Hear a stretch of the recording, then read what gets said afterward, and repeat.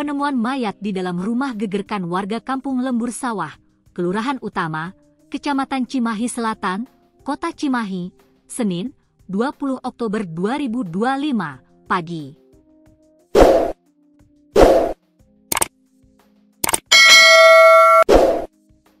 Adapun mayat berjenis kelamin perempuan itu diketahui bernama Tati, 55. Menurut Kasat Reskrim Polres Cimahi, AKP Teguh Kumara, penemuan mayat tersebut dilaporkan oleh sang anak bernama Chandra, 35. Tadi pagi kami mendapatkan laporan dari warga ada penemuan jasad perempuan di rumahnya, atas nama Tati, 55. Kami langsung cek TKP, kata Teguh Kumara.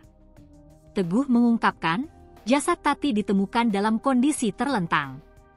Di bagian kepala, polisi menemukan sebuah luka. Memang ada luka di bagian kepala, ungkapnya. Polisi masih melakukan rangkaian penyelidikan lebih lanjut untuk menentukan penyebab kematian, termasuk adanya dugaan tindak pidana. Saat ini, jasad tersebut telah dibawa ke Rumah Sakit Sartika Asih, Kota Bandung untuk dilakukan autopsi. Kami belum bisa menyimpulkan apakah ada tindak pidana atau tidak, ujarnya. Di sisi lain, polisi tidak menemukan adanya tanda-tanda kerusakan pada rumah almarhum Tati. Bahkan, sejumlah perhiasan masih melekat pada tubuh. Kondisi rumah tidak ada yang berserakan. Lalu di tubuh korban melekat pakaian dan perhiasan.